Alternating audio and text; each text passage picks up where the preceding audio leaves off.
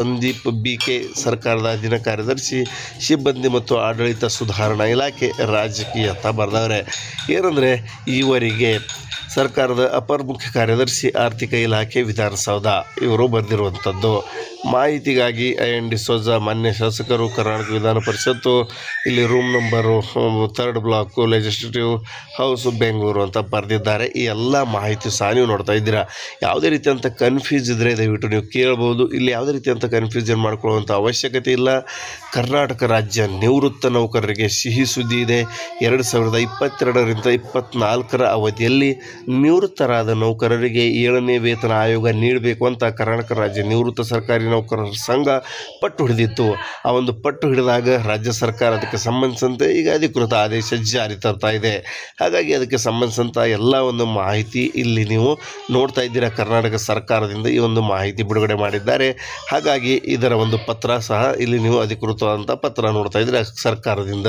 ಹಾಗಾಗಿ ಸಂದೀಪ್ ಬಿಕೆ ಕರ್ನಾಟಕ ಅಧೀನ ಕಾರ್ಯದರ್ಶಿ ಸಿಬ್ಬಂದಿ ಮತ್ತು ಆಡಳಿತ ಸುಧಾರಣಾ ಇಲಾಖೆ ರಾಜಕೀಯ ಇವರು ಎಲ್ಲನೂ ಸಹ ಇಲ್ಲಿ ತಮ್ಮ ಒಂದು ಏನೆಲ್ಲ ವಿಷಯ ಬೇಡಿಕೆ ಇದೆ, ಜೊತೆಗೆ ಯಾರೋ ಒಂದು ಬೇಡಿಕೆ ಸಲ್ಲಿಸಿದ್ದಾರೆ, ಯಾವ ಶಾಸಕರಿಂದ ಬೇಡಿಕೆ ಇಡಲಾಗಿತ್ತು, ಜೊತೆಗೆ ಯಾರೆಲ್ಲ ಏನೆಲ್ಲ ಒಂದು ಪತ್ರಗಳ ಉಲ್ಲೇಖಗಳಿದ್ದಾವೆ, ಈ ಎಲ್ಲ ಒಂದು ಸಂಬಂಧಿಸಿದಂಥ ಮಾಹಿತಿ ಇಲ್ಲಿದೆ. ಹಾಗಾಗಿ ನಿವೃತ್ತ ಸರ್ಕಾರಿ ನೌಕರರು ದಯವಿಟ್ಟು ಈ ಒಂದು ಗಮನ ಹರಿಸಲೇಬೇಕು.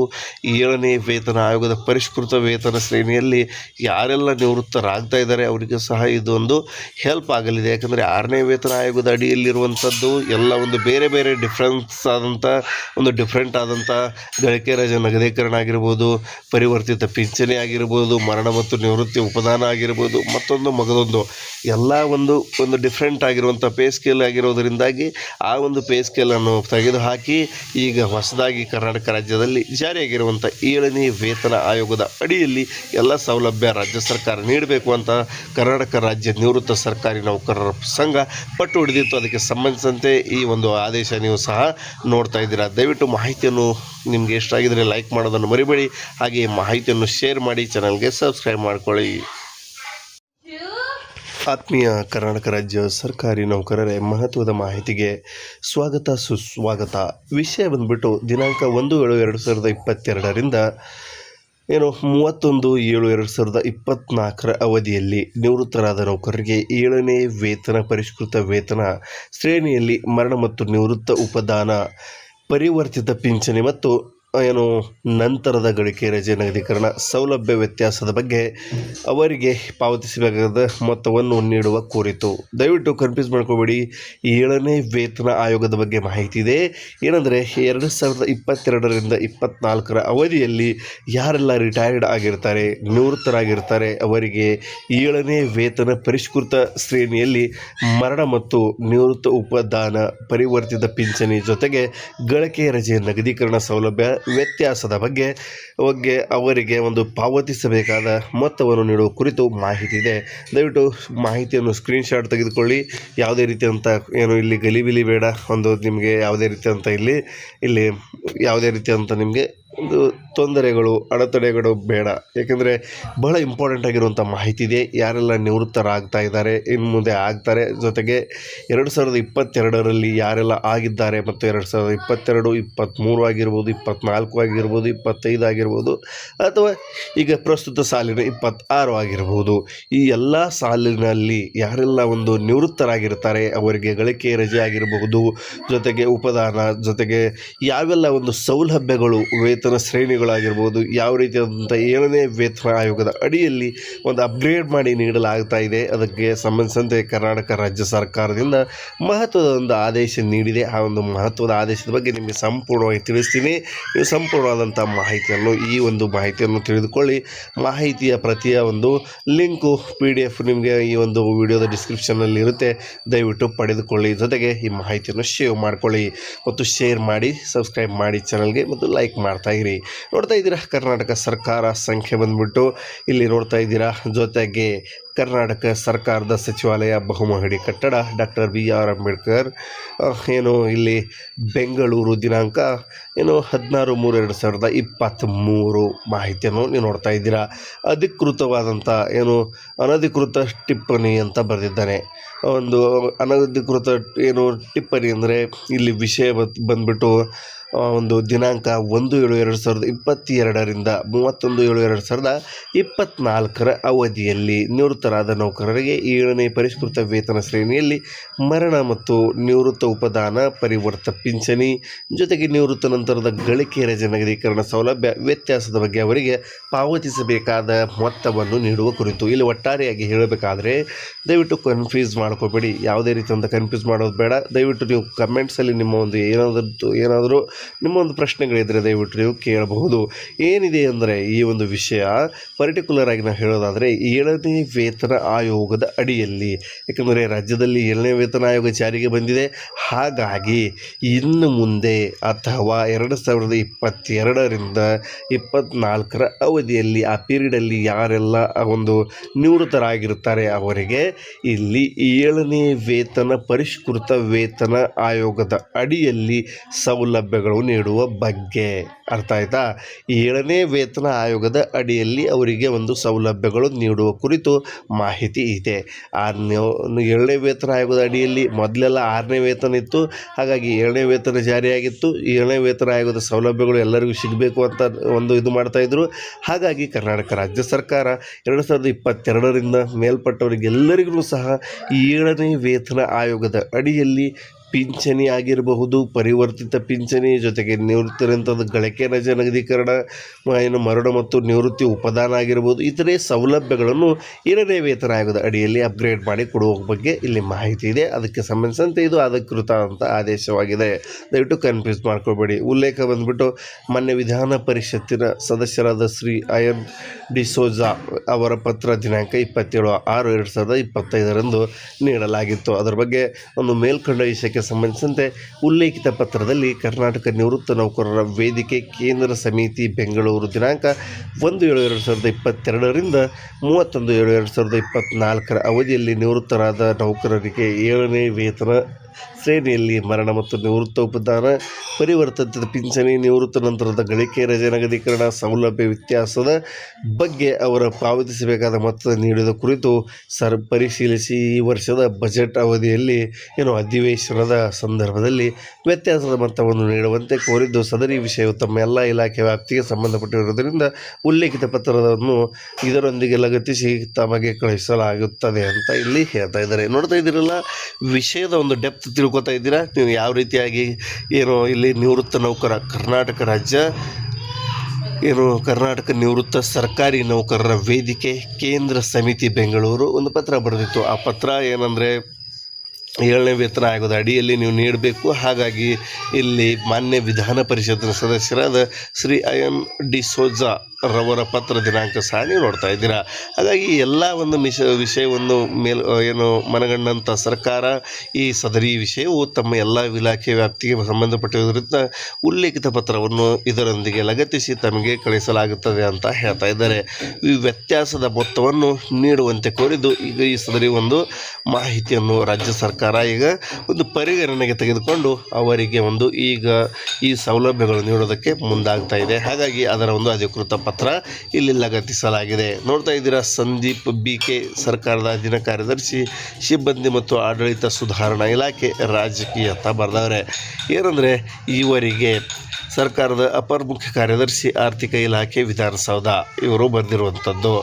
ಮಾಹಿತಿಗಾಗಿ ಅಯನ್ ಡಿಸೋಜಾ ಮಾನ್ಯ ಶಾಸಕರು ಕರ್ನಾಟಕ ವಿಧಾನ ಪರಿಷತ್ತು ಇಲ್ಲಿ room number 3rd block legislative house Bengaluru ಅಂತ ಬರೆದಿದ್ದಾರೆ. ಈ ಎಲ್ಲ ಮಾಹಿತಿ ಸಹ ನೀವು ನೋಡ್ತಾ ಇದ್ದೀರಾ. ಯಾವುದೇ ರೀತಿಯಂಥ ಕನ್ಫ್ಯೂಸ್ ಇದ್ದರೆ ದಯವಿಟ್ಟು ನೀವು ಕೇಳ್ಬೋದು. ಇಲ್ಲಿ ಯಾವುದೇ ರೀತಿಯಂಥ ಕನ್ಫ್ಯೂಷನ್ ಮಾಡ್ಕೊಳ್ಳುವಂಥ ಅವಶ್ಯಕತೆ ಇಲ್ಲ. ಕರ್ನಾಟಕ ರಾಜ್ಯ ನಿವೃತ್ತ ನೌಕರರಿಗೆ ಸಿಹಿ ಸುದ್ದಿ ಇದೆ. 2022ರಿಂದ 24 ಅವಧಿಯಲ್ಲಿ ನಿವೃತ್ತರಾದ ನೌಕರರಿಗೆ 7ನೇ ವೇತನ ಆಯೋಗ ನೀಡಬೇಕು ಅಂತ ಕರ್ನಾಟಕ ರಾಜ್ಯ ನಿವೃತ್ತ ಸರ್ಕಾರಿ ನೌಕರರ ಸಂಘ ಪಟ್ಟು ಹಿಡಿದಿತ್ತು. ಆ ಒಂದು ಪಟ್ಟು ಹಿಡಿದಾಗ ರಾಜ್ಯ ಸರ್ಕಾರ ಅದಕ್ಕೆ ಸಂಬಂಧಿಸಿದಂತೆ ಈಗ ಅಧಿಕೃತ ಆದೇಶ ಜಾರಿ ತರ್ತಾ ಇದೆ. ಹಾಗಾಗಿ ಅದಕ್ಕೆ ಸಂಬಂಧಿಸಿದಂಥ ಎಲ್ಲ ಒಂದು ಮಾಹಿತಿ ಇಲ್ಲಿ ನೀವು ನೋಡ್ತಾ ಇದ್ದೀರಾ. ಕರ್ನಾಟಕ ಸರ್ಕಾರದಿಂದ ಈ ಒಂದು ಮಾಹಿತಿ ಬಿಡುಗಡೆ ಮಾಡಿದ್ದಾರೆ. ಹಾಗಾಗಿ ಇದರ ಒಂದು ಪತ್ರ ಸಹ ಇಲ್ಲಿ ನೀವು ಅಧಿಕೃತವಾದಂಥ ಪತ್ರ ನೋಡ್ತಾ ಇದ್ದೀರಾ ಸರ್ಕಾರದಿಂದ. ಹಾಗಾಗಿ ಸಂದೀಪ್ BK ಕರ್ನಾಟಕ ಅಧೀನ ಕಾರ್ಯದರ್ಶಿ ಸಿಬ್ಬಂದಿ ಮತ್ತು ಆಡಳಿತ ಸುಧಾರಣಾ ಇಲಾಖೆ, ರಾಜಕೀಯ ಇವರು ಎಲ್ಲನೂ ಸಹ ಇಲ್ಲಿ ತಮ್ಮ ಒಂದು ಏನೆಲ್ಲ ವಿಷಯ ಬೇಡಿಕೆ ಇದೆ, ಜೊತೆಗೆ ಯಾರೋ ಒಂದು ಬೇಡಿಕೆ ಸಲ್ಲಿಸಿದ್ದಾರೆ, ಯಾವ ಶಾಸಕರಿಂದ ಬೇಡಿಕೆ ಇಡಲಾಗಿತ್ತು, ಜೊತೆಗೆ ಯಾರೆಲ್ಲ ಏನೆಲ್ಲ ಒಂದು ಪತ್ರಗಳ ಉಲ್ಲೇಖಗಳಿದ್ದಾವೆ, ಈ ಎಲ್ಲ ಒಂದು ಸಂಬಂಧಿಸಿದಂಥ ಮಾಹಿತಿ ಇಲ್ಲಿದೆ. ಹಾಗಾಗಿ ನಿವೃತ್ತ ಸರ್ಕಾರಿ ನೌಕರರು ದಯವಿಟ್ಟು ಈ ಒಂದು ಗಮನ ಹರಿಸಲೇಬೇಕು. ಈ 7ನೇ ವೇತನ ಆಯೋಗದ ಪರಿಷ್ಕೃತ ವೇತನ ಶ್ರೇಣಿಯಲ್ಲಿ ಯಾರೆಲ್ಲ ನಿವೃತ್ತರಾಗ್ತಾ ಇದ್ದಾರೆ ಅವರಿಗೆ ಸಹ ಇದೊಂದು ಹೆಲ್ಪ್ ಆಗಲಿದೆ. ಯಾಕಂದರೆ 6ನೇ ವೇತನ ಆಯೋಗದ ಅಡಿಯಲ್ಲಿರುವಂಥದ್ದು ಎಲ್ಲ ಒಂದು ಬೇರೆ ಬೇರೆ ಡಿಫ್ರೆಂಟ್ ಆದಂಥ ಗಳಿಕೆ ರಜೆ ನಗದೀಕರಣ ಆಗಿರ್ಬೋದು, ಪರಿವರ್ತಿತ ಪಿಂಚಣಿ ಆಗಿರ್ಬೋದು, ಮರಣ ಮತ್ತು ನಿವೃತ್ತಿ ಉಪದಾನ ಆಗಿರ್ಬೋದು, ಮಗದೊಂದು ಎಲ್ಲ ಒಂದು ಡಿಫ್ರೆಂಟ್ ಆಗಿರುವಂಥ ಪೇ ಸ್ಕೇಲ್ ಆಗಿರೋದರಿಂದಾಗಿ ಆ ಒಂದು ಪೇ ಸ್ಕೇಲನ್ನು ತೆಗೆದುಹಾಕಿ ಈಗ ಹೊಸದಾಗಿ ಕರ್ನಾಟಕ ರಾಜ್ಯದಲ್ಲಿ ಜಾರಿಯಾಗಿರುವಂಥ 7ನೇ ವೇತನ ಆಯೋಗದ ಅಡಿಯಲ್ಲಿ ಎಲ್ಲ ಸೌಲಭ್ಯ ರಾಜ್ಯ ಸರ್ಕಾರ ನೀಡಬೇಕು ಅಂತ ಕರ್ನಾಟಕ ರಾಜ್ಯ ನಿವೃತ್ತ ಸರ್ಕಾರಿ ನೌಕರರ ಸಂಘ ಪಟ್ಟು ಹಿಡಿದಿತ್ತು. ಅದಕ್ಕೆ ಸಂಬಂಧಿಸಿದಂತೆ ಈ ಒಂದು ಆದೇಶ ನೀವು ಸಹ ನೋಡ್ತಾ ಇದ್ದೀರಾ. ದಯವಿಟ್ಟು ಮಾಹಿತಿಯನ್ನು ನಿಮಗೆ ಇಷ್ಟ ಆಗಿದರೆ ಲೈಕ್ ಮಾಡೋದನ್ನು ಮರಿಬೇಡಿ. ಹಾಗೆ ಮಾಹಿತಿಯನ್ನು ಶೇರ್ ಮಾಡಿ, ಚಾನಲ್ಗೆ ಸಬ್ಸ್ಕ್ರೈಬ್ ಮಾಡ್ಕೊಳ್ಳಿ. ಆತ್ಮೀಯ ಕರ್ನಾಟಕ ರಾಜ್ಯ ಸರ್ಕಾರಿ ನೌಕರರೇ, ಮಹತ್ವದ ಮಾಹಿತಿಗೆ ಸ್ವಾಗತ ಸುಸ್ವಾಗತ.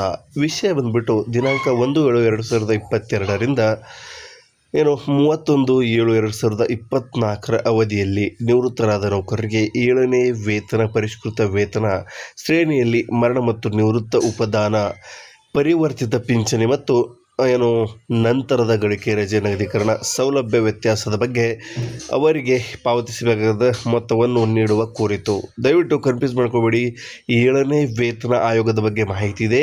ಏನಂದರೆ 2022ರಿಂದ 2024 ಅವಧಿಯಲ್ಲಿ ಯಾರೆಲ್ಲ ರಿಟೈರ್ಡ್ ಆಗಿರ್ತಾರೆ, ನಿವೃತ್ತರಾಗಿರ್ತಾರೆ, ಅವರಿಗೆ 7ನೇ ವೇತನ ಪರಿಷ್ಕೃತ ಶ್ರೇಣಿಯಲ್ಲಿ ಮರಣ ಮತ್ತು ನಿವೃತ್ತ ಉಪದಾನ, ಪರಿವರ್ತಿತ ಪಿಂಚಣಿ ಜೊತೆಗೆ ಗಳಿಕೆ ರಜೆ ನಗದೀಕರಣ ಸೌಲಭ್ಯ ವ್ಯತ್ಯಾಸದ ಬಗ್ಗೆ ಅವರಿಗೆ ಒಂದು ಪಾವತಿಸಬೇಕಾದ ಮೊತ್ತವನ್ನು ನೀಡುವ ಕುರಿತು ಮಾಹಿತಿ ಇದೆ.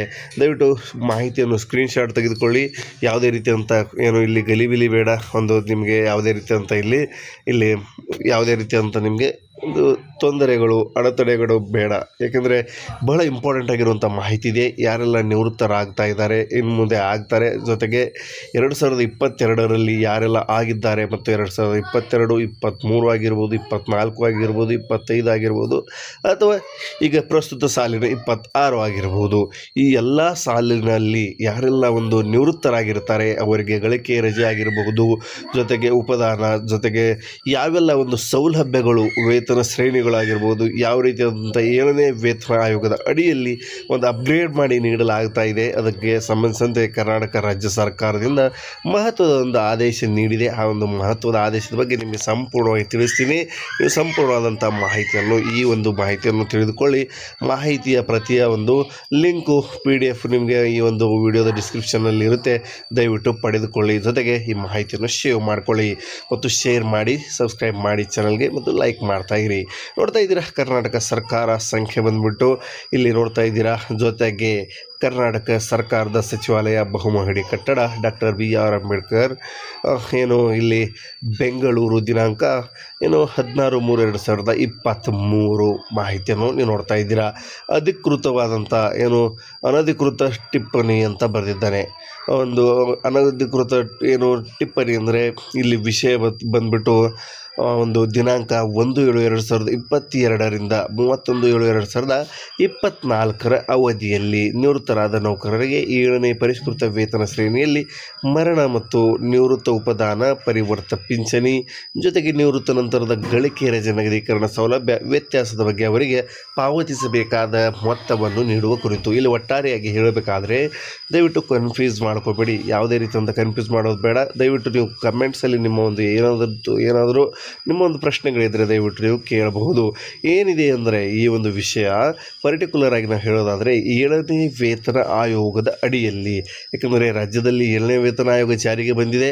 ಹಾಗಾಗಿ ಇನ್ನು ಮುಂದೆ ಅಥವಾ 2022ರಿಂದ 2024 ಅವಧಿಯಲ್ಲಿ ಆ ಪೀರಿಯಡಲ್ಲಿ ಯಾರೆಲ್ಲ ಒಂದು ನಿವೃತ್ತರಾಗಿರುತ್ತಾರೆ ಅವರಿಗೆ ಇಲ್ಲಿ 7ನೇ ವೇತನ ಪರಿಷ್ಕೃತ ವೇತನ ಆಯೋಗದ ಅಡಿಯಲ್ಲಿ ಸೌಲಭ್ಯಗಳು ನೀಡುವ ಬಗ್ಗೆ.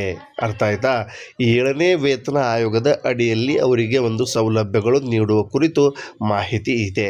7ನೇ ವೇತನ ಆಯೋಗದ ಅಡಿಯಲ್ಲಿ ಮೊದಲೆಲ್ಲ 6ನೇ ವೇತನ ಇತ್ತು. ಹಾಗಾಗಿ 7ನೇ ವೇತನ ಜಾರಿಯಾಗಿತ್ತು. 7ನೇ ವೇತನ ಆಯೋಗದ ಸೌಲಭ್ಯಗಳು ಎಲ್ಲರಿಗೂ ಸಿಗಬೇಕು ಅಂತ ಇದು ಮಾಡ್ತಾಯಿದ್ರು.